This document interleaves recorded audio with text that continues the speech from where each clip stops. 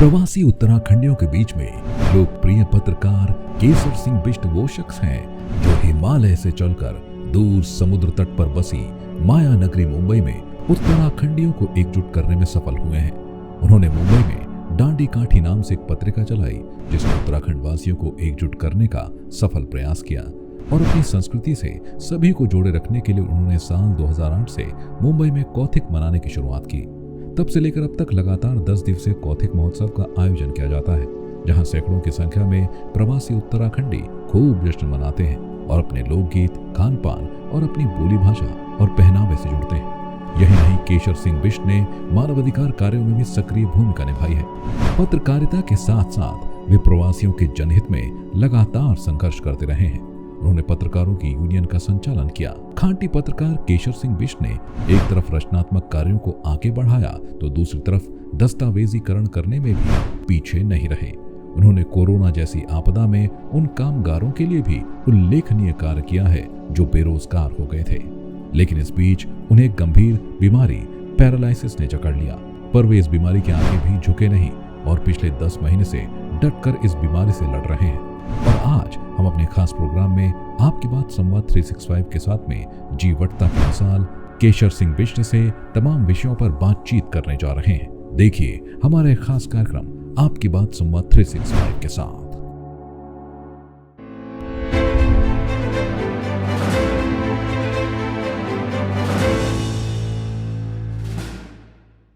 नमस्कार, मैं डॉक्टर राकेश भट्ट, आपकी बात संवाद 365 के साथ। इस कार्यक्रम के तहत आज मैं एक विशेष मेहमान के साथ आपके बीच मौजूद हूँ। जिन मेहमान का मैं आज जिक्र करने वाला हूँ उनका नाम केशर सिंह बिष्ट जी मुंबई से हमारे बीच में आते हैं। मूलतः टिहरी क्षेत्र के घनसाली के रहने वाले हैं। आपकी पहचान एक पत्रकार के रूप में है, समाज के एक्टिविस्ट के रूप में है, लेकिन उससे भी बड़ी पहचान मुंबई के अंदर होने वाले उत्तराखंड प्रवासियों के महाआयोजन कौथिग फाउंडेशन के आप फाउंडर रहे हैं।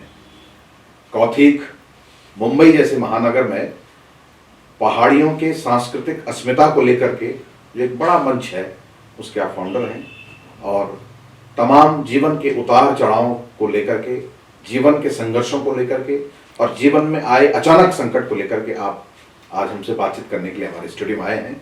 बातचीत में आपका स्वागत है Bisht ji. Thank you very much. और मेरी क्वेश्चन भी है कि मैं आज आपके सामने बैठा हूँ और बहुत लंबे समय बाद आपसे मुलाकात हुई और संवाद थे, शुक्रिया जिन्होंने आपको हमको मिलाया। Thank you sir. Keshar Singh Bisht ji पिछले 1 वर्ष से जीवन संघर्ष के जिस दौर से गुजर रहे हैं, उनको पैरालिटिकल जो अटैक हुआ है उस पर तो हम बातचीत करेंगे ही। वो कब हुआ, कैसे हुआ, किन परिस्थितियों में हुआ और उसके बाद कि उनका जो जीवन का जो परिवर्तन या उससे पहले की जो उनकी जीवन दृश्य थी, उन सब पर बातचीत करेंगे। सर, सबसे पहले तो मैं इस बात की आपको बहुत शुभकामनाएं और बहुत बधाई भी देना चाहता हूं कि इतने भीषण हादसे के बाद भी आप मुस्कुराते हुए उसी पूरी जिजीविषा के साथ में हमारे साथ में हैं और जो सपने आप अक्सर देखते रहते हैं उन सपनों में देखने की अभी आपकी कमी नहीं आई। तो इस पर थोड़ा सा हमारे दर्शकों को, हमारे श्रोताओं को इस पर अपना कुछ जज्बात आप जरूर हमें बताएं। जज्बात इतना से कि जब मुझे स्ट्रोक का अटैक आया था 29 अक्टूबर 2023 को, उसके पहले मैं 2 महीने इस समय यहीं था, उत्तराखंड में ही था। अच्छा। और 1 तारीख को अक्टूबर को पिताजी बीमार हो गए थे, उसमें मुझे लौटना पड़ा। मैं इसमें उस समय देहरादून में किसी आयोजन की रूपरेखा बना रहा था, ऐसा मेरी योजना थी। मेरी आवाज़ में थोड़ी कमी है, ठीक से स्पष्ट नहीं है, लेकिन फिर भी बोलता हूँ। नहीं, हम लोग ठीक से सुन रहे हैं। उम्मीद है सब समझ आएगा। तो जब मुझे स्ट्रोक आया तो मैं समझ नहीं पाया, बहुत इतनी तेज़ी से सब कुछ घटित हुआ। तो खैर बहरहाल बाद में मैं एडमिट हुआ, सब हुआ, जो भी है इलाज चला। जो उसके बाद मैं 2 अस्पतालों में रहा, 2.5 महीने रहा।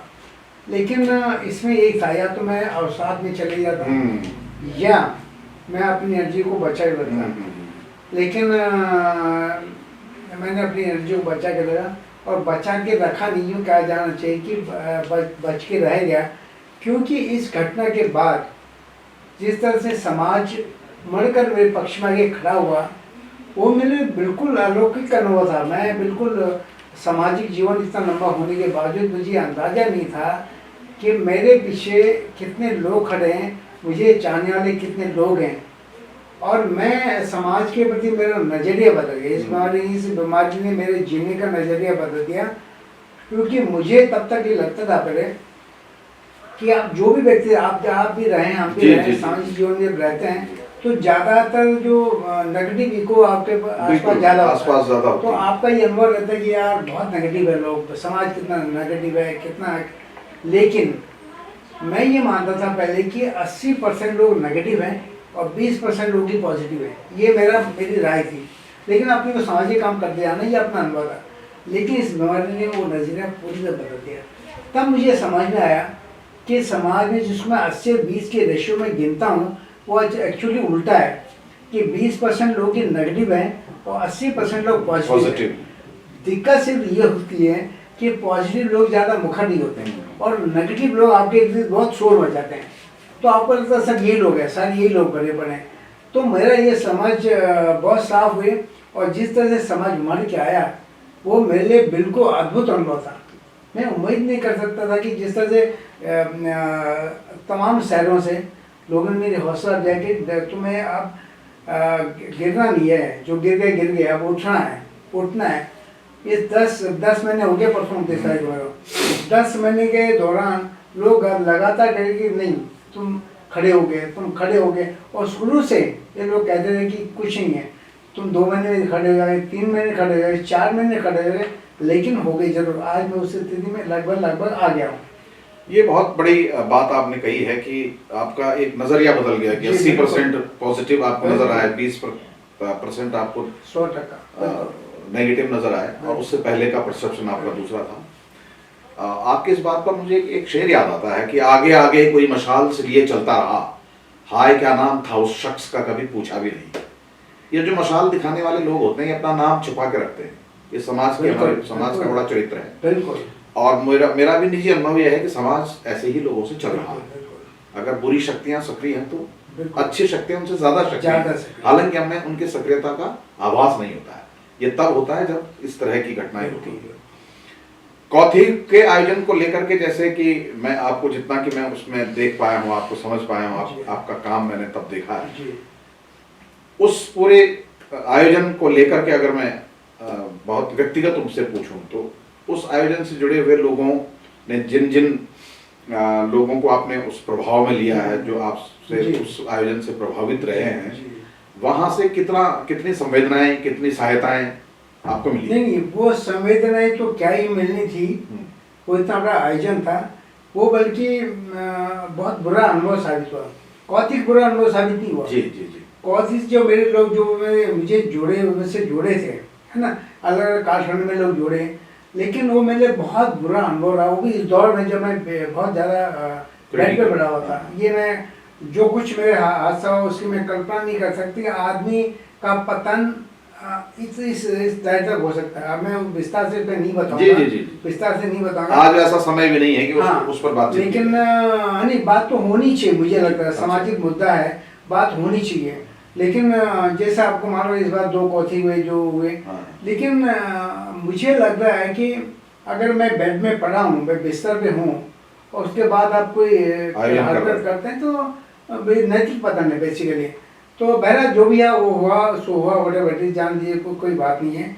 लेकिन मैं आपको बताऊँ कि कौथिग की जो बुनियाद थी, जो सोच विचार था, वो हम बहुत सारे लोग थे, तो हम कहना चाहिए। लेकिन इस बार मैं कहता हूँ इस बार कि जब मैंने 2008 में जब मैंने पहली बार ये प्रस्ताव रखा था कौथिग करने का, तो मेरे दिमाग में उस समय एक ही चीज़ थी कि समाज ने एक आम और ख़ास वर्ग तो समाज का एक जगह इकट्ठा होना चाहिए।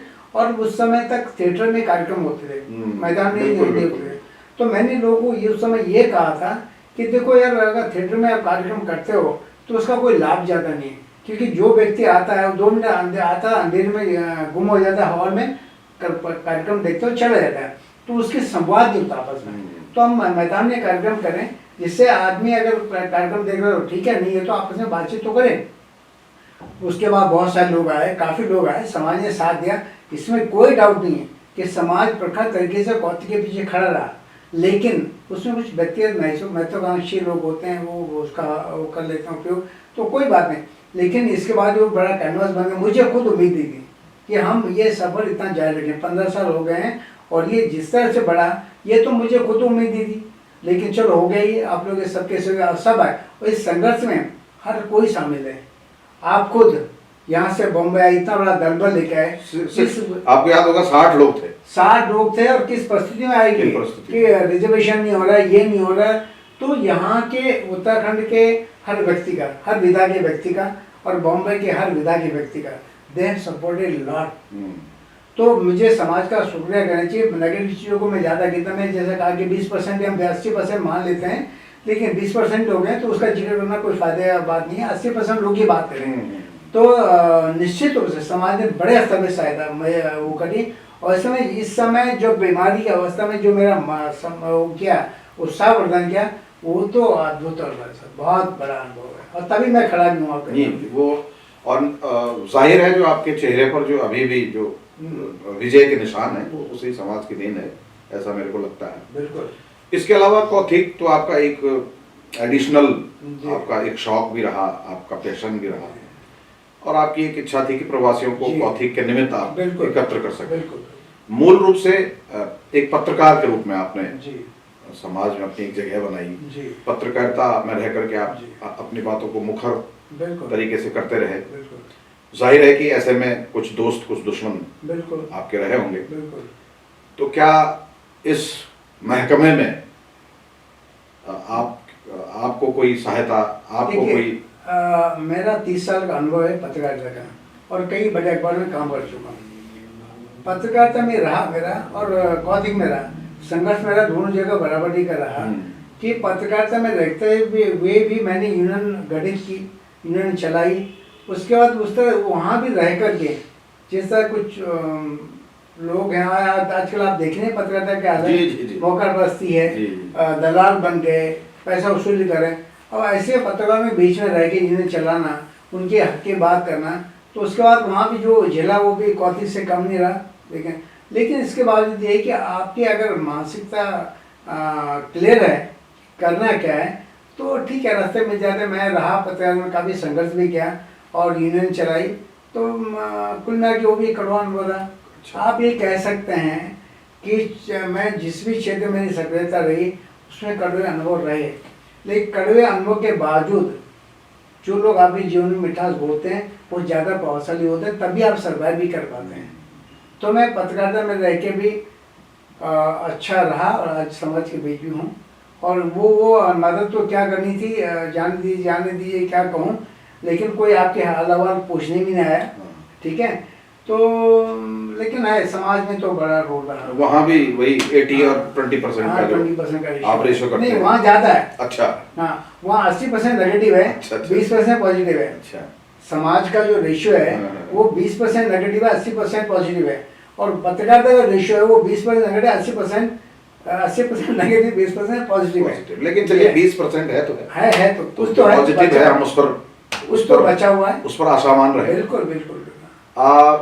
मेरे बहुत से मित्रों ने, जब मैं आपसे आपके स्वास्थ्य को लेकर बात करता था, मैंने कभी डायरेक्ट फोन करने की मुझे भी हिम्मत इसलिए नहीं हुई कि किन परिस्थितियों में पता नहीं फोन आपके पास अब है नहीं है, कौन चलाता है।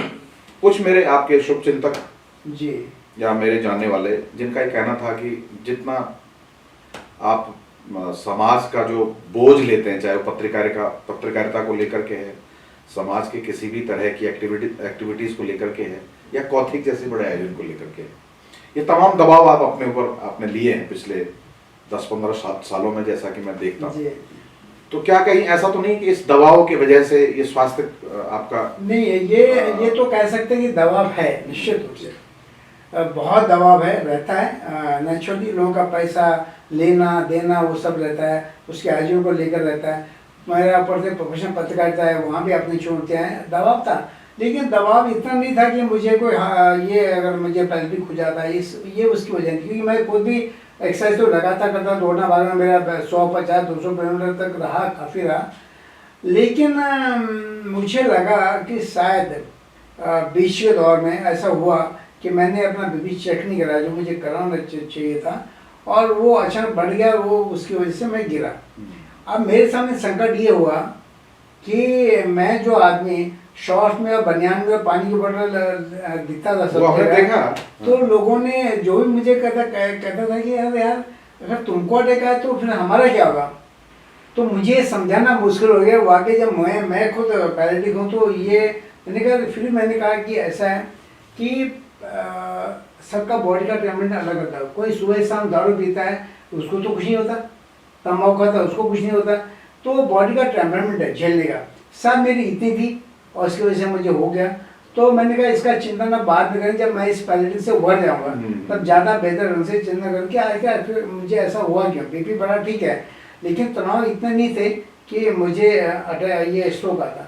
लेकिन आगे आप देखेंगे मैं अभी 3-4 महीने बाद रिकवर कर जाऊंगा। नहीं, हम उम्मीद है। हाँ, क्योंकि जिस तरह से मैं लगातार जो पहले के वीडियोस मैंने आपके देखे बहुत क्रिटिकल कंडीशंस में थे, आप इम्प्रूव करते गए।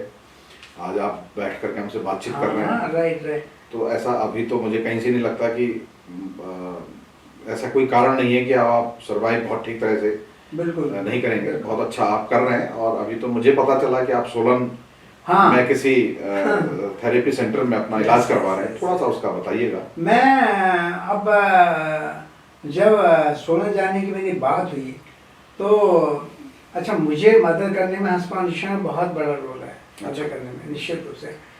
तो मैं जब वहाँ से चला, मैंने जिक्र किया मेरे घर में कि मैं सोलन जाना मुझे, क्योंकि इसके पहले मेरे भाई ने कहा था कि तो कोल्हापुर नागपुर कहीं में भेजना चाहता मुझे कि इलाज के लिए वहाँ जाए। मैंने कहा मैं कहीं नहीं जाऊँगा, अब मुझे घर छोड़ना है, यही होगा मेरा जो भी होगा।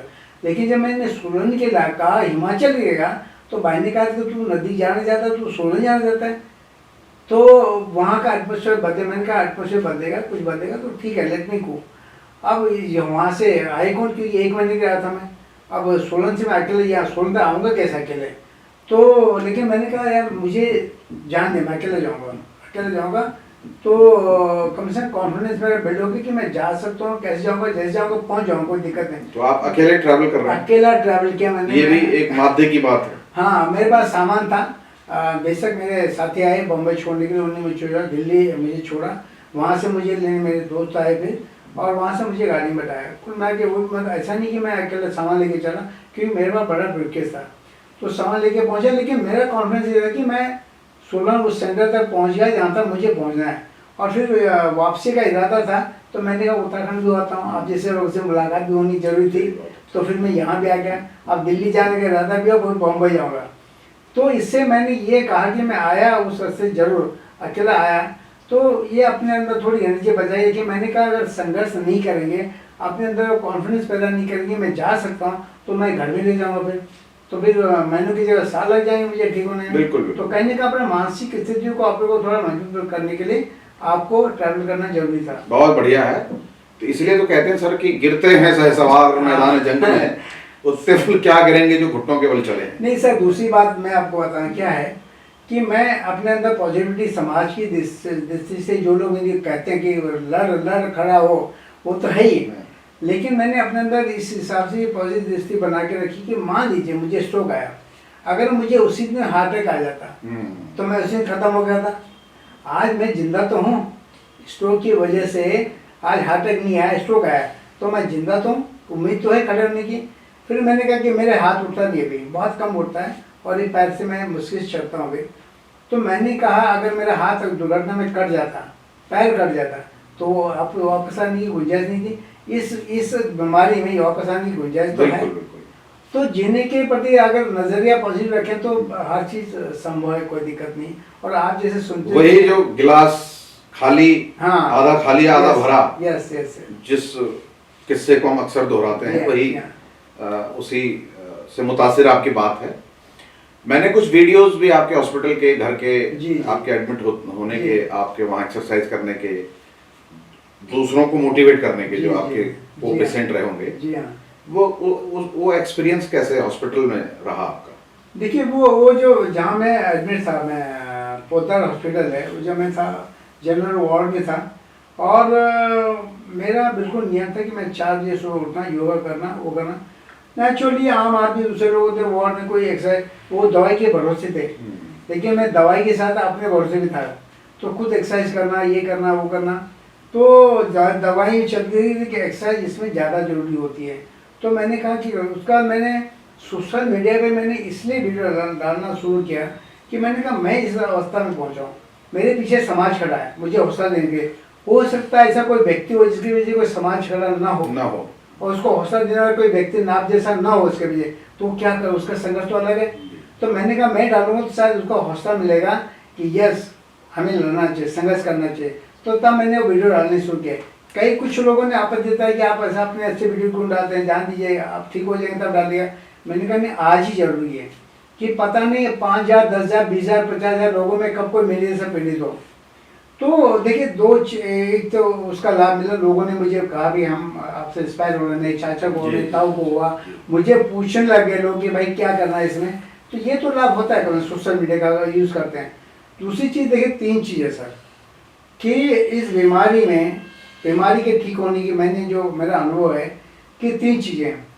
सबसे पहले आपके आसपास आपके शुभचिंतकों का बड़ा काफिला होना चाहिए। सबसे पहले जो शुभकामना आपको शुभकामना दे, आपके लिए विश करे, हौसला है ना, हौसला बढ़ाए, तो सबसे पहले वो होना जरूरी है किसी व्यक्ति के लिए। दूसरी चीज़ है कि उस हौसला अफजाई से आपके अंदर विल पावर क्रिएट होनी चाहिए, दृढ़ इच्छा शक्ति। तो इन 2 चीज़ों से आपका शरीर जब स्वस्थ होगा तो दवाई भी आपके शरीर में असर करेगी। कमजोर के शरीर में दवाई भी असर नहीं करेगी। वो जाहिर सी बात है, शरीर की भी जो पॉजिटिव एनर्जी होती है वो तभी काम करती है जब एक्स्ट्रा पॉजिटिविटी आपको बाहर से मिले। ये तो शरीर का नियम। तो ये 3 नियम, 3 बहुत जरूरी की शुभकामना रोगी रहे, समाज बड़ा आपके पीछे रहे, विल पावर रहे और दवाई का असर रहे, तो आप निश्चित रूप से ठीक होंगे। जी जी जी।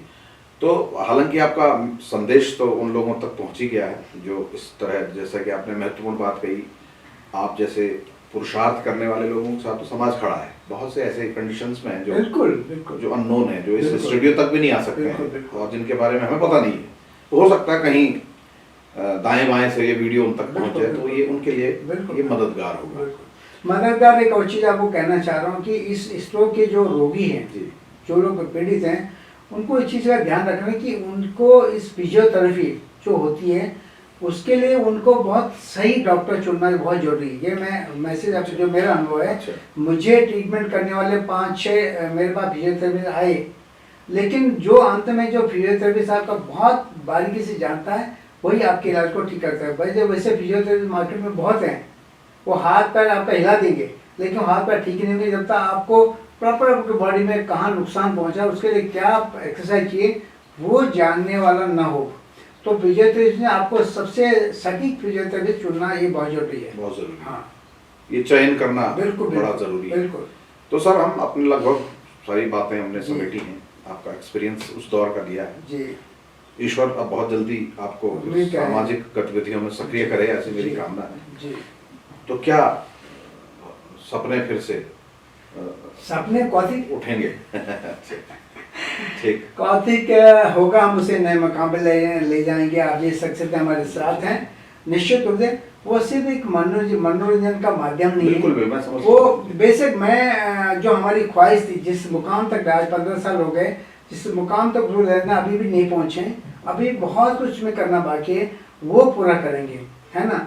उसके अलावा हमारी और भी कुछ प्लान है, बहुत सारे प्लान है कुछ करने के, रचनात्मक कार्य करने के, वो करेंगे। और पत्रकारिता में तो वो तो कहते हैं कि आप तो पत्रकार रही, आप जिस अखबार रहो ना रहो, तो वो तो बॉर्न पैदा है, पत्रकार रही, लिखना पढ़ना जायज रहेगा। इसी से एक प्रश्न मेरे दिमाग में ये उत्सुकता थी और जिज्ञासा भी है, मैं चाहता भी हूँ कि इस पर भी बातचीत हो, क्योंकि इस कंडीशंस में एक संकट उभरता है, वो होता है जीविकोपार्जन का। बिल्कुल। और खासतौर से जब आप पत्रकारिता में हैं या सामाजिक गतिविधियों में हैं, जबकि कोई सहारा दूर दूर तक नजर नहीं आता, तो परिवार का भरण पोषण करना एक चुनौती होता है। तो उस अनुभव को देखिए, मैं सबसे पहले ये कहना चाहूँगा कि आप चाहे कितने मतभेद हो जाए परिवार में, आप जॉइंट फैमिली में रहें। अच्छा, जॉइंट फैमिली रहें। हमारी जॉइंट फैमिली है, मेरा भाई है। आज मेरा भाई मेरे पिता की तरह होकर पूरी उसकी छत्र छाया आपसे बड़े हैं? मैं मुझसे छोटा है, मुझसे छोटा, पूरे घर की जिम्मेदारी उस पर आ गई है। लेकिन वो आज बराबर मेरी चिंता में वो रहते, चिंतित रह गई क्या होगा, दूसरे दिन फ़ोन करना क्या कर। तो वो जिस तरह आपके पीछे खड़ा हुआ, मतलब आप जैसे शुभचिंतक भाई बंद जो भी हैं सब खड़े हैं तो हैं ही, लेकिन परिवार का भी सपोर्ट आपको बहुत ज़रूरी है। मेरा भाई आज मेरे पीछे मजबूती से खड़ा है।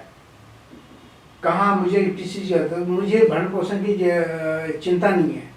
अच्छा, सेकेंडली ये है कि मेरी पत्नी जो घर में ट्यूशन पढ़ाती है करते, पत्नी ने बहुत संघर्ष किया। मेरी पत्नी क्यों, आपकी पत्नी, सबकी पत्नियां तो बहुत संघर्ष करती हैं।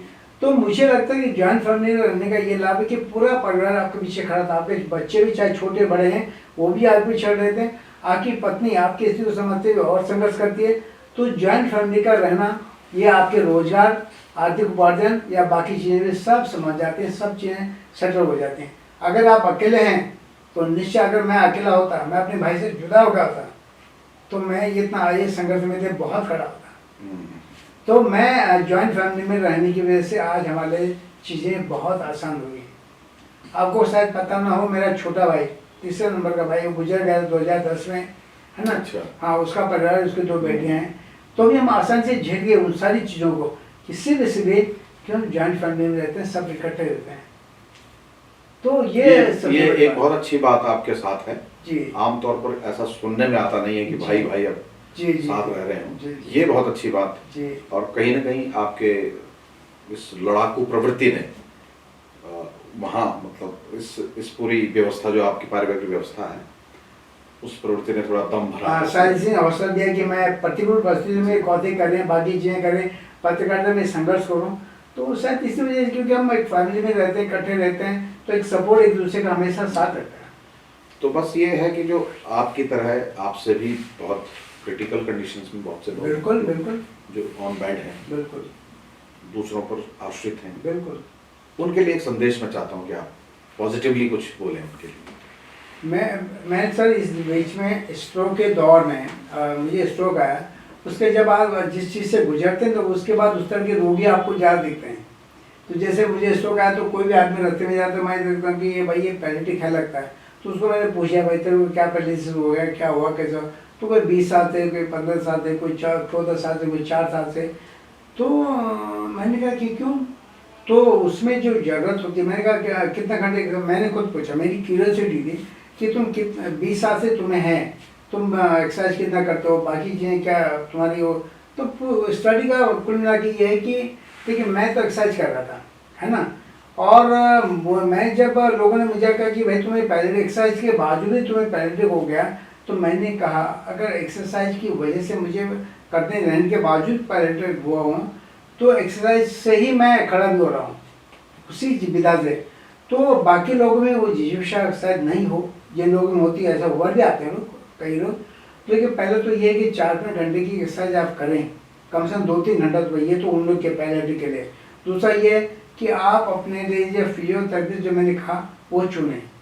और मेरा कहना है कि चाहे कितना भी गंभीर पैरालिटिक हो आपको, जैसा मैं बिस्तर से हिल नहीं सकता था, मैं इस तरह बैठ नहीं सकता था, मेरा बैलेंस बिगड़ जाता, मैं गिर जाता।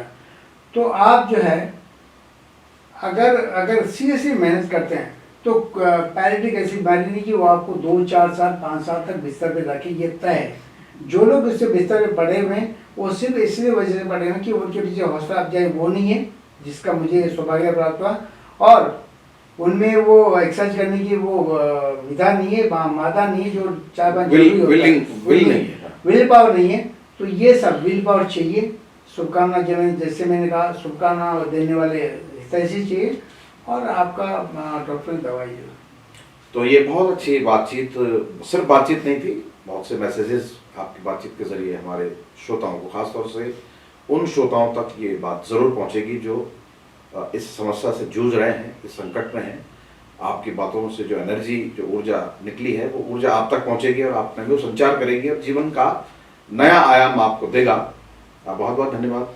थैंक यू सर, आप हमारे स्टूडियो में आए, और ये अच्छा है कि मैं बहुत डायरेक्टली तो आपसे बात नहीं कर पाया, जैसा कि मैंने कहा कभी कभार मैं हिम्मत नहीं जुटा पाता हूँ, लेकिन आज आपको देख करके मुझे खुशी है और उम्मीद है कि फिर से हम कौथिक जैसे महाआयोजन में उसी जिजीविषा के साथ में आपको देखेंगे, जिस चुस्त दुरुस्ती के साथ मैंने आपको देखा है और जिस तत्परता से जिस फुर्ती से मैंने आपको उस आयोजन में अपना काम करते हुए देखा, हम पुनः आपको आने वाले सालों में उस ऊर्जा के साथ देखेंगे। मैंने तो बात खत्म करने से पहले मैं अपनी बात कर जी जरूर। कि थैंक यू वेरी मच, आप जिस शख्सियत से बातचीत हुई, हम कई सालों बाद मिले और आपसे बात करना हमेशा चाहे फ़ोन पे रहा हो या वैसे भी रहा, बहुत गर्व की बात है। I feel very proud. और संवाद 65 जिसके कैमरे के सामने मैं हूँ, उनका भी मुझे बहुत आशीर्वाद रहा है, बहुत सपोर्ट रहा है और उनका भी शुक्रिया और पूरे समाज का शुक्रिया जो आज बिल्कुल मजबूती से मेरे साथ खड़ा हुआ है, उस समाज का बहुत बहुत शुक्रिया। तो बहुत बहुत धन्यवाद आदरणीय Bisht ji. Thank you sir. आपकी बातचीत के जरिए हमने जाना कि जिस दौर से आप गुजरे हैं, क्या संघर्ष आपने उस दौर में किया, किस तरह की परिस्थितियों से लड़ करके आज आप स्टूडियो में आकर के बहुत मुस्कुराहटों के साथ आपने हमसे बातचीत की। और मैं भी आपकी तरफ से उस पूरे समाज का शुक्रिया अदा करना चाहूँगा। समाज के जो लोग आपके साथ खड़े रहे, आगे भी आपके साथ खड़े रहेंगे ऐसी उम्मीद के साथ में। ये तो आप जान चुके होंगे कि जिस संघर्ष के साथ ये उस बीमारी से बाहर निकले हैं, वो आज भी उन लोगों के लिए बहुत बड़ी प्रेरणा का विषय हो सकता है जो इस बीमारी से आज भी जूझ रहे हैं। केशर सिंह बिष्ट जैसे लोग उन सब के लिए बहुत बड़ी रोशनी का काम करेंगे जो ये चाहते हैं कि उनके अंदर भी ऐसी जिजीविषा का बीजारोपण किया जाए। ये कार्यक्रम आपको निश्चित रूप से पसंद आया होगा। मैं उम्मीद करता हूँ कि आप जहाँ भी हमारे श्रोता देश में विदेश में जहाँ भी होंगे, हमारे कार्यक्रमों को देखते सुनते आए होंगे। ये कार्यक्रम अगर आपको अच्छे लगते हों तो दूसरों को दिखाने के लिए आप ज़रूर प्रेरित करें। संवाद 365 के इस चैनल को सब्सक्राइब करते रहें और शेयर करते रहें। इस उम्मीद के साथ में, इन आशाओं के साथ में आप सभी श्रोताओं का बहुत बहुत धन्यवाद। नमस्कार। आपकी इस पर क्या राय है, हमें कमेंट कर ज़रूर बताएं। इसके साथ ही आप हमारे YouTube चैनल को सब्सक्राइब कीजिए। आप हमें Facebook, Instagram, Twitter और कू ऐप पर फॉलो भी कर सकते हैं। और संवाद 365 के साथ एक क्लिक में जुड़ने के लिए डाउनलोड कीजिए संवाद 365 ऐप।